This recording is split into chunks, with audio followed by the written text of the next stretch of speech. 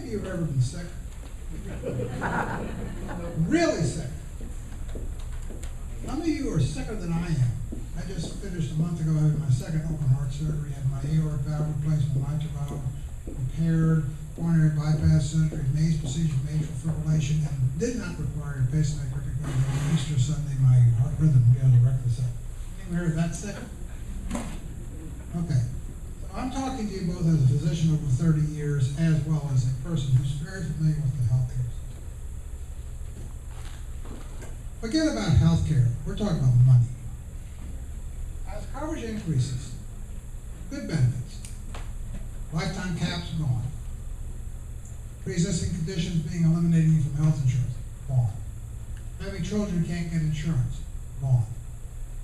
As these benefits go into place, so will and have premiums going up, which is a very bad consequence. The real issue is, can we afford the premiums? As costs escalate, so will attempts to rein in reimbursements. That is what Mr. Reichert has been talking about. What hospitals get paid is going to become a major issue in what type of care you get. As compensations decrease, under the guise of assisting in improving efficiency of care while eliminating unnecessary procedures, rationing of care will increase. Now, rationing of care is not necessarily a bad idea. There's a lot of stuff that I as a physician can do that's really unnecessary. I know it, the patient knows it, but I'm stuck having to do it. If I have a patient who is completely irrational about their health care and demands certain things be done, I'm stuck and I have to do it. There's nothing in the system that I'm going to do. I have a patient whose family says I want him to be on a ventilator even though everyone agrees that he has no chance of survival. We're stuck and we have to do it. If I have a patient who has an incurable malignancy and wants to try chemotherapy, I have to give it, regardless of the fact that the data says all I'm doing is wasting money. So rationing is not necessarily bad. Rationing does have issues when it's you, the patient. Obama, when he described the healthcare renovation, used the Mayo Clinic and the Cleveland Clinic as the model systems that he wanted the country to use. I had my heart surgery at the Cleveland Clinic. So some of the observations I'm going to make are going to be based on what my experience at 2 weeks of being at the Cleveland Clinic was like. I am a dinosaur. I am a private practice physician. I am my own boss. I do not behold myself to any hospital administration. In the future, physicians will be employees of large healthcare systems and or hospitals. What I do, how I got started in medicine, will not be practical in 10 years. Current examples in Atlanta of this type of concept include the Emory Healthcare Network, Piedmont Physicians, and the WellStar Physician Group, as well as Kaiser Permanente, which is an HMO. Now, WellStar and Piedmont may be going into an HMO type model too. Now, all of this that was presented to you by Mr. Reichert sounds good. This is what it will affect you as a patient. You as a patient will be limited to whom you will see and to whom you will be referred to, be it physician or hospital, by virtue of which network you're in, and whether or not the person you want to see is in or out of the network. Worse yet, those networks may have a financial interest in your care and may become mini insurance companies. When Mr. Reichert describes the fact that hospitals will be paid a fee to take care of you, that hospital becomes an insurance company. No one's going to give it money if it costs more than what they got. So they're going to make every effort to make sure that your hospitalization comes under budget. Referral patterns will be monitored, and physicians with a history of excess referring will be penalized. There are HMO models currently in place, which means that not only will the hospital be tracking your care, but they're going to be tracking how many referrals your doctor gives. So if you have a doctor who's very insecure about heart and sends a lot of patients to cardiologists, he may get reprimanded for doing too many cardiac referrals. If you have a doctor who refers patients too many times for upper endoscopy because he's worried about ulcers, he may get reprimanded for overutilizing the system. Now, one of the things that I experienced at the Cleveland Clinic is this idea of where's the physician? Physicians will be the top of a pyramid with an extensive ancillary healthcare provider base consisting of nurses, nurse practitioners, and physician assistants. You may not see your physician your entire hospitalization. I had major open heart surgery, saw the surgeon for 20 minutes the day before the surgery for the first time, right before the surgery in the operating room, and about 10 days later. That was it. They will constitute, that is, all these ancillary care people, will constitute gatekeepers. That's the term that is used in the field. And they are a barrier to access to the physician in the name of increasing efficiency. They will take care of all the legwork, and then you see the doc. So the physician sees more patients, but has less encounter time. That's what the term is, encounter time, with an individual patient. In fact, Medicare started this. In fact, when we bill you, we bill based on how much time we spent with you and what we did. They have very strict guidelines as to what each of those codes you see when you get a bill, what we were supposed to do during that period of time. So from a hospital or a HMO or from a group of physicians who are providing care, seeing more patients brings in more revenues. If I spend an hour with a patient, I am losing money for that group. Therapy will be per protocol with little, if any, individualization. Mr. Riker presented this issue of trying to achieve quality by outcome-based medicine and making sure that everyone gets the same quality care. Now, outcome-based medicine will be the rule of the day. Don't believe that outcome medicine needs better care or that outcome medicine needs to know what we're doing. Outcome-based medicine basically says what a group of people decided is the way things should be done. You and your physician's judgment will not matter. And that's where the problem comes up. That the concept that you have a doctor, he gets to know you, you get to know him, and you sit down and discuss how you're going to get treated is going to be history. Your physician is going to be given a set of guidelines and say, this is how you can treat your patients. One size fits all. And let me assure you, that is indeed what happens. Now, I'm an expert on anticoagulation, and how they treated me at the Cleveland Clinic with my anticoagulation was wrong. I know it, they know it. Their protocol was such that that's how they did it, and they were not going to verify it.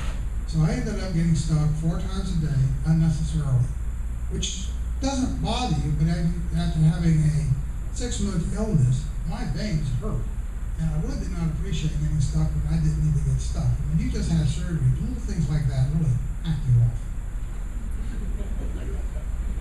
Outcome-based medicine is only as good as the studies used to determine it. In fact, they have a scoring system when they do this to tell you how reliable the information is.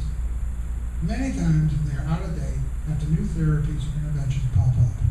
And that is a major bone of contention between physicians and hospital administrations. Currently, in vascular surgery, they have a problem with the fact that they have what's called drug-eluting stents.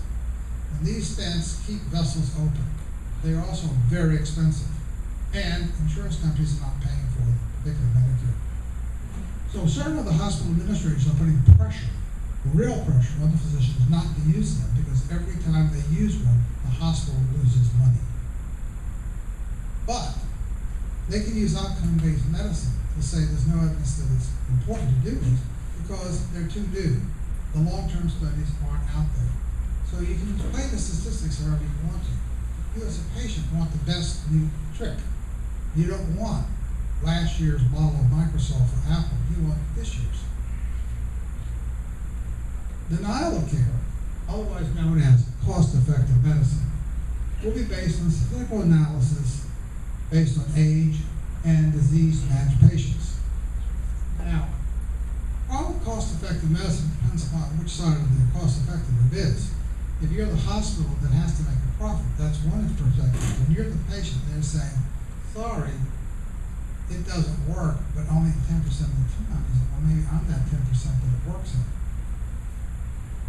Now, from from the perspective of cost-effective medicine, I was not cost-effective. I was told there was going to be, this is from six cardiologists in the Atlanta area. There's only 2 doctors in the country who could handle my case. 2. One was at Mayo Clinic, one was at the Cleveland Clinic. Now, I would say the odds of my having a successful surgery wasn't there. You can see from this, I'm 5 weeks out, that it was successful. So I was one of those 10% who made it. Clinical outcomes will be closely monitored. That's a very important principle. In the old days, the only people who cared about clinical outcomes were plaintiff attorneys. You didn't do well, they were coming after you. Now, insurance companies and the government will be coming after you. Future payments will be determined in part by past clinical outcomes. I'll repeat that. Future payments to hospital physicians will be determined in part by past clinical outcomes. That is an entirely new concept. There is no profession in this country where that applies to, except trial lawyers who get paid based on whether or not they collect or not collect. Certainly your accountant doesn't get paid based on whether or not you get a refund. As a result of that, providers, being hospitals and physicians, will not allow patients to be non-compliant and will force them to lose weight, follow diet, stop smoking and using illicit drugs, stop consuming ethanol and excess, take medication as prescribed, and exercise. And despite what Mr. Reichert said that hospitals can't control that, yes they can. At the Cleveland Clinic, one of the people who was cleaning their floors complained that they told her she was too fat. And they told her she had to go exercise. And they gave her free membership to Curves, as well as they have their own gym. And she and her family have free membership. And she was told, under no exceptions, she was going to exercise. And she didn't. The penalty was her premiums are going to go up. So what's going to happen when you're non-compliant? Your premiums are going to go up. As one of my patients says, well, I can afford that. Can you afford $100,000 a year premium? There's nothing to say that they can't say you're non-compliant, you're a diabetic, you have coronary disease, you're overweight, you smoke, your bill is going to be $100,000 a year to get insurance. Nothing to stop them from doing that. They can and they will make you pay for not being compliant. Worse, in-home visitations by nurses to ensure compliance will be mandatory and exempt from privacy laws. Now, I have no problem with it. I don't care if a nurse comes and sees I'm doing all right. But there's some people who are extremely upset by whoever comes in their house and very nervous about having people come in. Now, this model started a long time ago. The state of Arkansas had the best TB control in the country. They did it because nurses went to see the patients every day to make sure they took their TB meds. United Healthcare has already implemented this, and you start noticing the ads on TV. They talk about the nurses coming to make sure everything's going well after discharge. Well, they're also making sure that you're doing exactly what you were told to do. The loss of freedom of will is going to be part of this. Now, as a physician, I have no problem with that. I'm God. If I tell you to do something, you goddamn better do it. But somehow you patients sometimes think, well, maybe he isn't God. Maybe I can say, I don't want to take this pill. It makes me feel rotten. I can't have sex because of this pill. Every time I take this pill, I feel like a zombie. Tough. That's what I told you. Let it be written. Let it be so. Payment for quality of care will force the sickest patients, i.e. the riskiest, me, to have to go to centers of excellence, which may be in either other states or across the country, because local hospitals and physicians will refuse to take care of the most complicated cases, who will likely lower their quality score and ultimately reduce their reimbursements. I assure you, Kennesaw Hospital and Wellstar and Piedmont and all these other hospitals will tell patients, look, you're too sick for us. You need to go to this place. And to me, I was told by a Piedmont cardiologist who was an employee of Piedmont, don't come here. You need to go to the Mayo Clinic. teaching hospitals will be impacted the most.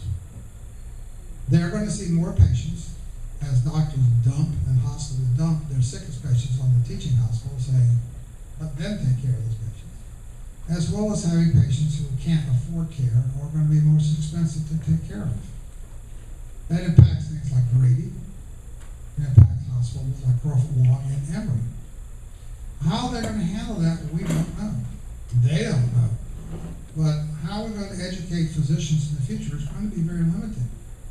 Because I assure you, the last thing they're going to do is let an intern screw up a patient and end up costing them a bundle of money because their quality score goes down. Since repeat admissions within 30 days of discharge, a main measure of quality of care will be a scarlet letter on a hospital record. Hospital stays will be longer rather than shorter. And I'm not too sure if Wellstar realizes that yet.